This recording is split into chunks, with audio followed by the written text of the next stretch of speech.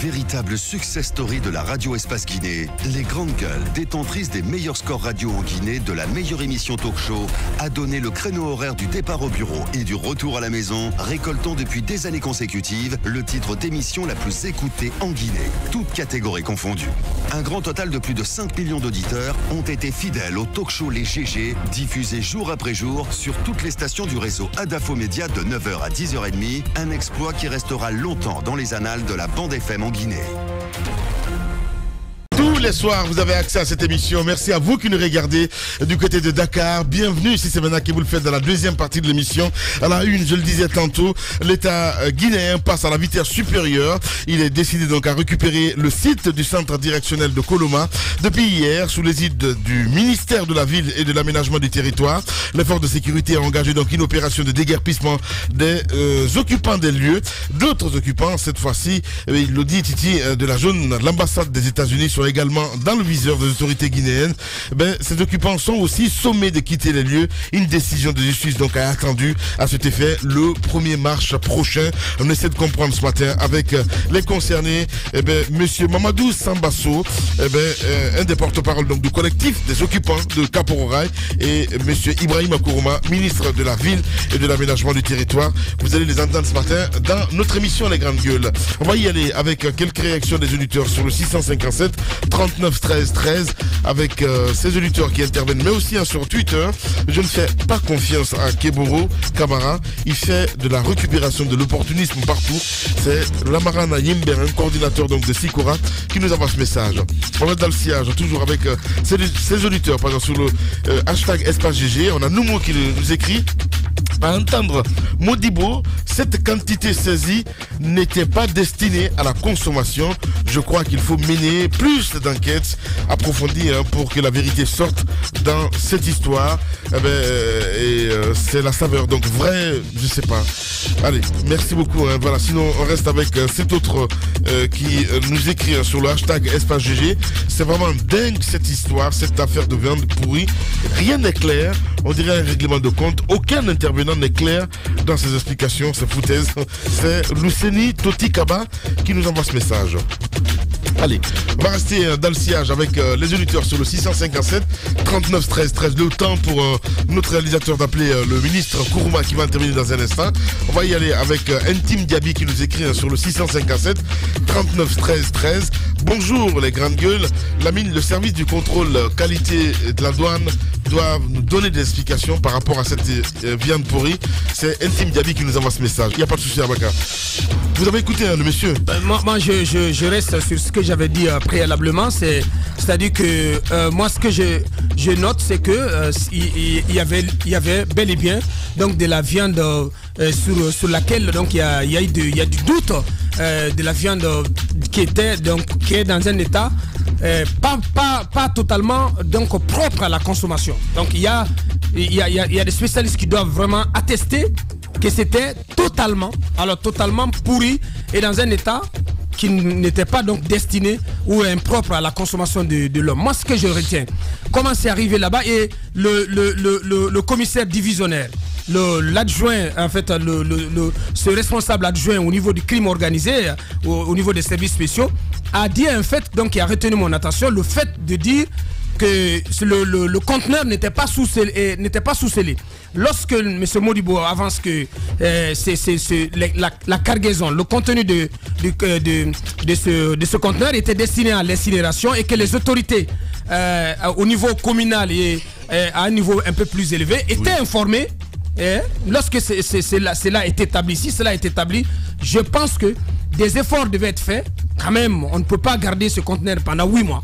Si c'est le cas, on devait aussi prendre la précaution de mettre le conteneur sous scellé. Mais le commissaire divisionnaire nous explique que aussi bien qu'il y avait cette quantité donc de viande qui a été importée, il y avait aussi de la viande locale, il y avait du poulet également à l'intérieur de ce conteneur. Donc ce qui peut pousser les gens à prêter des intentions à M. Modibo. Oui. Donc on ne peut rien affirmer de clair là-dessus, mais lorsque le conteneur n'est pas sous scellé, donc ça pose problème.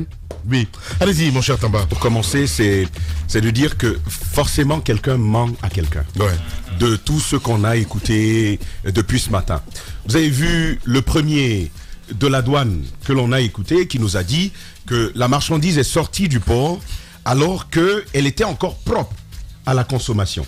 On a écouté finalement, entre guillemets, cet élément du service de Thieboro, oui, et qui nous dit que, qui nous obligeait même, hein, il nous faisait dire que le premier intervenant avait soutenu que la viande était déjà arrivée à péremption, ce qui n'était pas le cas. De l'autre côté, Modibo, que nous n'avons pas entendu ici, mais que nous avons forcément entendu sur d'autres canaux à d'autres moments, lui, il soutient qu'il a tenu au courant les services de contrôle qualité. Oui. Mais à voir quand même la déclaration du dernier, on voit bien que c'est une situation particulièrement alambiquée sur laquelle il va falloir faire un peu plus d'efforts pour savoir où se trouve la vérité. Parce que oui, Monsieur Modibo a derrière lui une grande expérience dans le domaine de la restauration. Oui. Oui, il est préoccupé de sa clientèle. Plusieurs d'entre nous ont acheté de son shawarma et en écoute toi, hein. Mais toi aussi, Lamine. Alors on pas non, ah bah si. Les grandes gueules. Ah oui, monsieur Mafoudia. Voilà. C'est vrai, monsieur Mafoudia en tête par ailleurs. Donc, en écoutant tout ça, ce matin, je me suis dit, mais et si c'est de la viande pourrie qu'on a mangé depuis des grandes gueules. Mais il est bien possible, non, et les gens le font. Mais Tamba, quand même. Non, c'est vrai que je le fais avec un peu d'ironie. Non, même en rigolant. Je le fais avec un peu d'ironie, mais la vérité, c'est qu'il est bien possible. Ouais, surtout Mafoudia. Malgré le fait que monsieur Modibo ait toute cette expérience derrière lui, il est bien possible qu'à un certain moment, on ait pu céder à l'idée que perdre autant d'argent peut ne pas être bénéfique pour les affaires. Et plusieurs le font.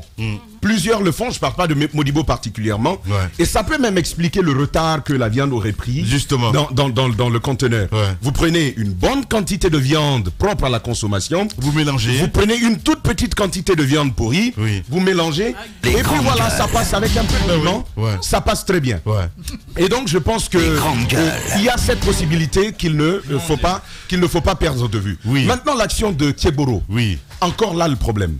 Je pense que même si Modibo décidait de porter plainte contre les services de Thieboro, il pourrait s'en sortir. Absolument. Parce que, vous savez, même s'il y a du tort qui a été causé, lorsque la forme n'a pas suivi, automatiquement vous perdez ce qui se passe. Et donc, moi, j'ai envie de dire, si le service contrôle qualité ne fonctionne pas, pourquoi ne pas mettre autour de Thieboro une sorte de cadre réglementaire qui lui permettrait de bien agir, d'agir et de ne pas perdre autant de procès. Il y a des eaux qu'on boit n'importe comment ici. Quand vous faites une étude là-dessus, vous allez voir que plusieurs eaux ne sont pas propres à la consommation.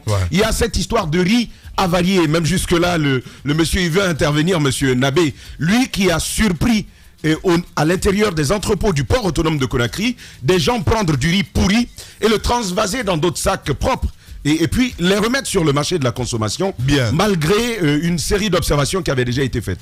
Et donc, si Thieboro est davantage encadré réglementairement, je pense que ça peut apporter plus d'efficacité, surtout dans la lutte qu'il est en train de mener et que l'on ne peut pas totalement qualifier de noire. Bien, il est 10h10 à Conakry, en direct chez les Grandes Gueules, le ministre Dr Ibrahima Kourouma. Les Grandes Gueules. Monsieur le ministre, bonjour. Oui, bonjour. Nous vous avons suivi hier sur le site du centre directionnel de Coloma, ces opérations qui ont commencé par dégager donc les ouvriers qui sont sur place. Dites-nous, finalement, ça va vous prendre combien de temps pour récupérer tout le domaine dont on parle depuis des années? Justement, et pourquoi maintenant? Bon, d'abord, je voudrais vous remercier pour l'intérêt que vous portez à cette action du gouvernement. Le président de la République a une vocation, c'est de faire en sorte que tout ce qu'il y a comme domaine réservé de l'État soit récupéré pour créer un cadre de vie décent et de travail pour l'ensemble des populations. Et ce que nous faisons aujourd'hui dans ce cadre, vous savez, le centre directionnel de Coloma, depuis 1989, 23 novembre 1989 précisément, il a été, par décret 211, il a été considéré comme étant une zone, une réserve foncière de l'État pour bâtir la nouvelle administration que nous avons. Et en 97 et 98, il y a eu un premier déguerpissement. Si vous vous rappelez très bien l'affaire Caporal. Et je tiens à préciser qu'en 90-91, déjà, il y a eu une étude qui a été faite par un cabinet cubain. Cette étude-là, avec le cabinet cubain Siboney, a travaillé de manière à ce que nous ayons une situation assez claire au niveau de la zone de Coloma. Elle a reparti en 2 zones, la zone d'habitation, une zone résidentielle qu'on appelle type 2, et une zone administrative. Je tiens à préciser déjà que Coloma, dans son entièreté, fait 267,5 hectares. Et le lot 1, qui était considéré comme étant le lot résidentiel, qui est le lot 1, il est à peu près de 41 hectares. Ça, c'est pour que vous ayez déjà une idée claire et précise de la zone, de la division qu'il y a. Le travail que nous avons entamé, ce travail va nous prendre probablement une semaine à 10 jours, je pense, parce que nous allons travailler de manière à ce que la zone soit complètement libérée. Il faut que les gens comprennent que c'est une obligation pour nous. Je l'ai dit hier, le président de la République, je le disais tout à l'heure, le président de la République veut faire en sorte qu'il n'y ait pas qu'un seul pôle d'attraction et que tout ce qui est de l'État puisse servir l'État lui-même. Je pense que ça, c'est extrêmement important. Maintenant, nous allons dégager complètement le site de Coloma, complètement, et je tiens à préciser que ce qui a commencé aujourd'hui ne s'arrêtera que lorsque le site sera complètement dégagé. Maintenant, dans nos calculs, ça prendra probablement une semaine, et au maximum 10 jours, je pense qu'à ce niveau-là, nous allons complètement le dégager. Pourquoi maintenant, comme le demandait Lamine, il faut que vous compreniez que ce n'est pas le premier acte que pose le gouvernement. Je le disais tantôt, déjà en 87-98, il y a eu une première action du président Lansana Conté, qui a travaillé sur Caporaï, qui a fait un déguerpissement. Malheureusement, les gens n'ayant pas, pensant que l'État est toujours en position de recul, sont revenus réoccuper les sites. Et plusieurs tentatives, vous savez, le président de la République a toujours dit qu'il ne veut pas que les actions que le gouvernement mène soient des actions violentes, que les populations soient violentées. Il y a eu beaucoup de démarches auprès des populations, auprès des personnes se trouvant sur le site pour que les gens quittent. Malheureusement, comme vous le constatez, les gens font la sourde oreille. Et nous sommes obligés, malheureusement pour nous, d'utiliser, pour ceux qui ne veulent pas partir, la manière forte. Sinon, le souhait du président, c'est de faire en sorte que volontairement les gens quittent les lieux. Donc nous avons aujourd'hui, depuis hier, nous avons décidé, sur l'instruction du président de la République, de faire en sorte que tout ce qu'il y a comme zone réservée, notamment pour Coloma cette fois-ci, que nous fassions en sorte que la zone soit complètement réservée pour que tout ce qu'il y a aujourd'hui, tout ce qui est prévu comme investissement, on a des partenaires, l'État veut construire, veut refaire sur le centre directionnel, il n'y a rien. Chaque fois qu'on veut mener une action sur le centre directionnel, qu'on veut construire, qu'on veut envoyer une ambassade, qu'on veut transférer un ministère, on se trouve face à une difficulté, il n'y a pas d'espace. Les espaces sont là, ça appartient à l'État, ça appartient au pays. D'autres personnes impunément les occupent et font des garages, ils font des constructions comme ils veulent, sans penser que, et sachant très bien que ça ne leur appartient pas, ça appartient à l'État, ils insistent, ils persistent. Et maintenant, la décision est très claire, nous avons commencé une action, nous allons la mener jusqu'au bout. Allez, docteur Ibrahim Kourouma en direct ce matin chez nous. Allez-y, Thomas. Alors, vous faites bien de nous tendre la perche en parlant de cette expérience avec Kapo-Roraï, le président de la République, qui vous demande de le faire avec beaucoup de douceur, avec des moyens, des mesures d'accompagnement. Peut-être aussi, la question que je me pose, en ayant à l'esprit l'histoire de Kapo-Roraï, qu'est-ce que vous avez fait justement de façon concrète pour nous éviter tout ce que nous avons aujourd'hui comme héritage de ces déguerpissements de force sous Lansana Conté? Non, mais je pense qu'il y a une situation aussi qu'il faudrait que nous comprenions tous. Mais chacun de nous sait déjà que cette zone est une zone réservée pour le centre directionnel. Ce n'est pas une nouveauté pour quelqu'un, ce n'est pas une nouveauté pour un Guinéen aujourd'hui. Tout le monde le sait. Il faut que les gens comprennent que le bien de l'État doit être préservé parce que ça appartient à l'ensemble de la population. Si nous nous mettons dans les calculs pour dire est-ce qu'il faut le faire, en le faisant qu'est-ce qu'il faut, nous allons travailler demandant à ce que les biens de l'État continuent d'être appropriés, que des personnes continuent de s'approprier des biens de l'État. Je crois que ça, ce n'est pas normal. La vocation première que nous devons avoir, c'est de faire en sorte que nous sachions faire la différence. Alors, monsieur le ministre, si vous permettez, oui. Nous sommes quand même dans un pays où ce ne sont pas que les citoyens qui usent indûment des biens de l'État. Ça, c'est assez connu. Et ce n'est pas pour autant qu'on va déguerpir un ministre ou un cadre de l'État par la manière forte. Oui, il faut rendre à l'État ce qui lui appartient. Mais encore une fois, quelle est la manière que vous allez adopter pour que ce soit le cas? Mais je voudrais préciser une chose. L'action que nous menons aujourd'hui vient après avoir mené plusieurs actions au niveau des populations qui s'y trouvent. Plusieurs actions. Il y a eu plusieurs actions de sensibilisation. Les inspecteurs sont venus. Moi-même, je suis passé. Plusieurs personnes sont passées sur l'instruction du président pour sensibiliser les populations afin qu'elles comprennent que l'État veut récupérer son site. Je pense que la dernière action que nous menons, que vous pensez que c'est une action de force, ne vient qu'après avoir procédé à toutes ces activités, toutes ces actions de sensibilisation pour que les populations... Et je tiens à préciser que maintenant, il y a même des gens qui ont quitté avant que l'État ne vienne. Ça aussi, il faut que vous le sachiez. Et une deuxième chose qu'il faut signaler, il y a eu les premiers habitants de Caporal qui ont été cassés, pour lesquels il y a un recensement clair qui est fait sur leurs biens. Le président de la République a dit que ces gens seront dédommagés, mais je précise ici aujourd'hui. Allô? Oui, vous êtes à l'antenne, monsieur le ministre, allez-y. Je précise ici aujourd'hui que ceux qui sont sur ce site-là aujourd'hui sont venus après 98, donc après le déguerpissement. Ce n'est pas ceux-là qu'il faut dédommager, ce n'est pas ceux-là qu'il faut indemniser. Ceux qui doivent être indemnisés sont ceux qui étaient présents avant la première démolition. Parce que quand il y a eu la première démolition, tout le monde devait comprendre qu'il fallait.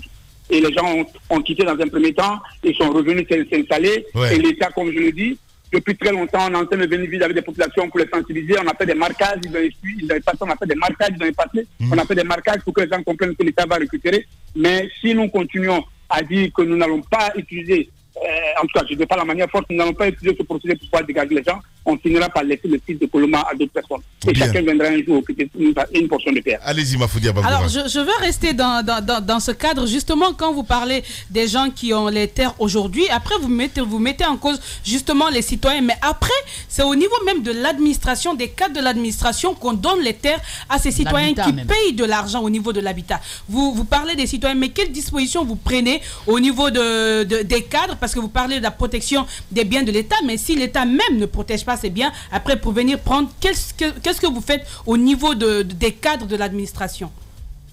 D'abord, il y a une chose sur laquelle nous sommes en train de travailler aujourd'hui, qui est une instruction du président de la République, c'est de faire en sorte que les domaines de l'État, ils sont sans pièces, sans identification, que nous puissions les identifier, les immatriculer, les titrer. Si nous récupérons un domaine d'État, que nous immatriculons, nous titrons, si une pièce personne, que ce soit un cadre, que ce soit un cadre du département, que ce soit un chef de quartier ou un maire, est impliqué dans la vente du terrain, il y a deux choses. La première des choses, c'est que celui qui va être exproprié de son domaine va porter plainte contre vous. Et s'il porte plainte contre vous, si c'est un cas du département, de façon systématique, il va être puni. Soit il perd son poste, soit il est renvoyé et la poursuite judiciaire se fait vis-à-vis par telle personne qui a porté la plainte. Je pense que nous, aujourd'hui, de façon très claire, parce qu'il y a beaucoup de terrains aujourd'hui qui appartiennent à l'État, mais qui malheureusement n'étaient pas titrés. Donc les populations, les chefs de quartier, certains cas du département se sont évertués à vendre, à donner, il faut le reconnaître, à vendre aux populations ces terres. Mais quand l'État, puisque pas dans le sens de la récupération de ces domaines, s'il y a un problème qui s'oppose, c'est entre vous et celui qui vous appelle et qui vous a donné le papier. Et si nous sommes concernés, si l'administration est concernée, que c'est les gens du ministère de la Ville qui sont concernés, non seulement vous allez être poursuivi par celui à qui vous avez vendu la terre, mais l'État prendra les dispositions pour vous évacuer de son système.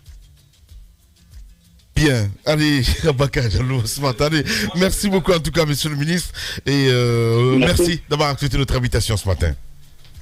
Merci Lamine, bonne journée à vous. Bonne journée. L'émission qui enjaille la Guinée et qui décrypte l'actualité à 360 degrés. Les grandes gueules. C'est aussi sur Sweet FM Guinée, tous les jours du lundi au vendredi à 18h sur la radio It's Only It.